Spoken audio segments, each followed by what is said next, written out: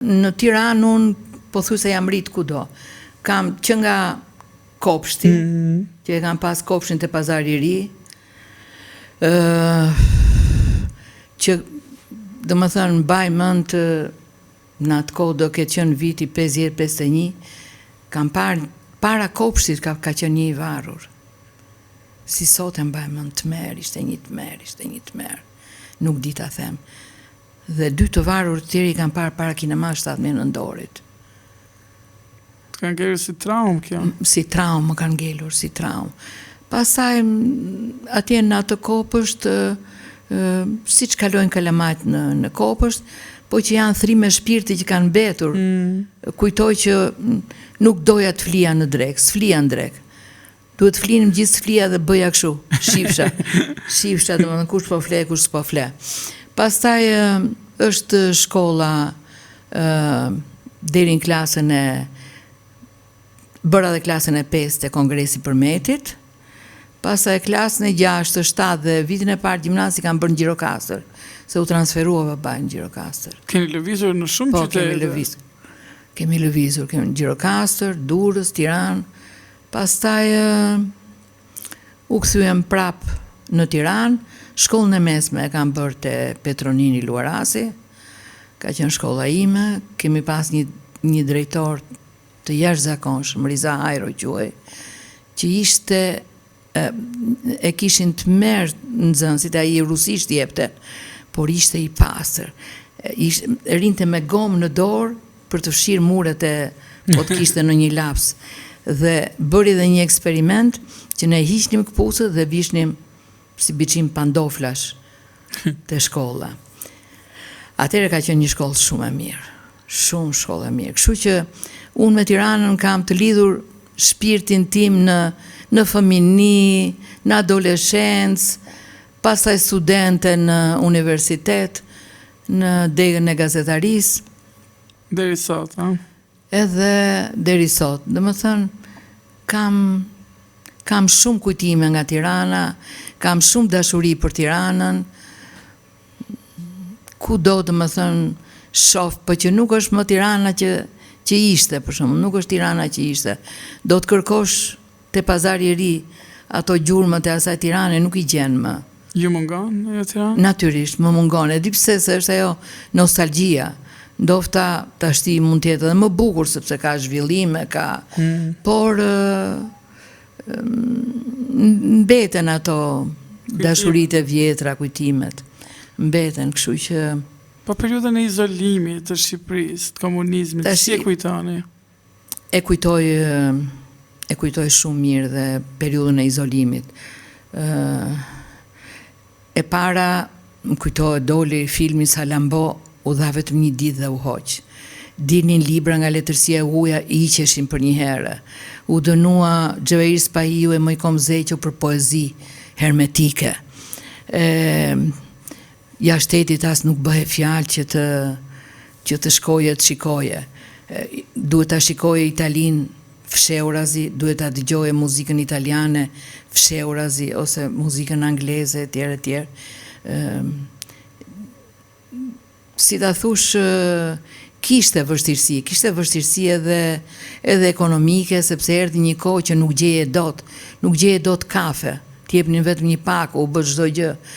Nuk gjeje dot gjalp, nuk gjeje dot vezë, nuk gjeje dot duhet të rije në radhë. Mua më kujtohet njerë se unë pata dhe një periudhë që isha e internuar në Selenicë të Vlorës, sepse e dënuan baban tim me si ndodhi internimi për familjen tuaj? Atëherë, baban tim e dënuan për veprimtaria armiqësore, sikur ai kishte bërë domethënë lehtësim të luftës së klasave dhe njëkohësisht sikur do bëhesh do përmbysë pushteti, do bëhesh sekretari propagandës në qeverinë që do krijonte Beqir Balluku. ca dokra të kësaj natyre. Do më thënë të gjitha grupet, sepse unë edhe po lexoj tash një libër të pikërisht të këtyre, po e kam në dorë duke lexuar, të gjitha këto ishin fantazit e mendjes së smurtë e Enver Hoxhës. Ai i krijoi të gjitha këto. Nuk ishte as agent, as poliagent, nuk ishte as armiq, sepse baba im po të ishte armik, kur ka qenë sekretari i parë i Gjirokastrës, na ka ngritur nga gjumi në orën 2 të natës gjithë familjen, sepse priste që të binte shi dhe shi s'kishte. Duhe shiu për bujqësinë.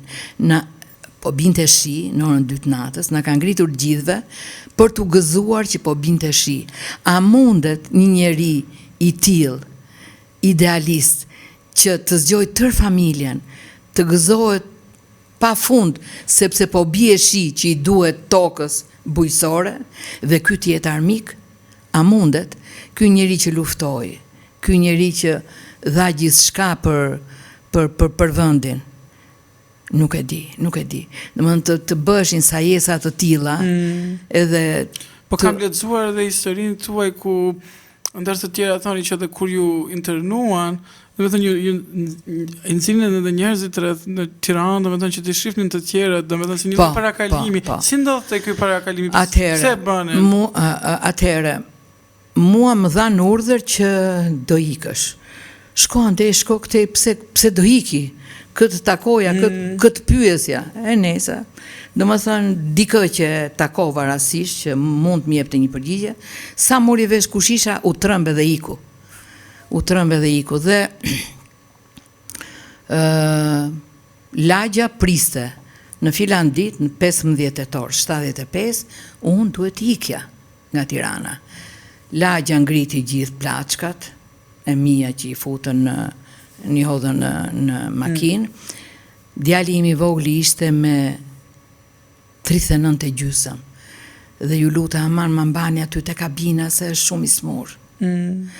Dhe djali madh ishte këtu me mua. Këtu me mua, ku ula unë në përdëngje, mbi makinë, mbi karoceri, edhe djali im ishte këtu për kashi, dhe këtu ngjitur me mua ishte një polic. Jo ushtar, po polic. Polic me automatik. Ai djali vogël edhe, o mami, çfarë është ky? Unë si ktheja përgjigje fare. Dhe na morën siç ishim, na shëtitën në për Tiranë, që të merrte vesh dynjaja, që ja si e pësojnë armiqt. Mos guxoni të flisni, mos guxoni të më kanë marrë dhe gjithë gishtat. Mi morën sepse në atë periudhë ishin hedhur ca trakte. Edhe donin të verifikonin se mos kush. E bënin për këtë punë. Po kur shkuat në Selenic, si ishte jetesa juaj në Selenic? Kur shkova në Selenic, pastaj shkova, aty ishte mamaja ime. Baban e kishin marrë në burg, e kishin arrestuar. E internuar edhe maman, no? Po, edhe gjyshen. Që gjyshja në kohën e luftës ka prit gjithë luftëtarët e shtëpia vetë shkreta. Edhe gjyshen e kishin internuar. Atje gjitha gjyshen, maman, vllajën dhe motrën e vogël. Shkova dhe unë atje, me gjithë të 2 fëmijët, pastaj kam bërë 6 gjyqe për fëmijët, 6 gjyqe. Ju morën fëmijët? Gjyqi i Tiranës mi la të 2 fëmijët mua. Kryetare gjykatës ishte mamaja një shoqes time, mi lanë të 2 mua. Gjyqi i Vlorës, me prokuror ushtarak, u bë gjyq civil, mi mori të 2 fëmijët mua. Unë kam rënë më ratë fikët nga shkallët, më ka marrë hopa vllaim. Pastaj unë prap apelova dhe u bën 2 gjyqe në Durrës. Gjyqet e Durrësit, një ja lanë Tiatit, një më lanë mua.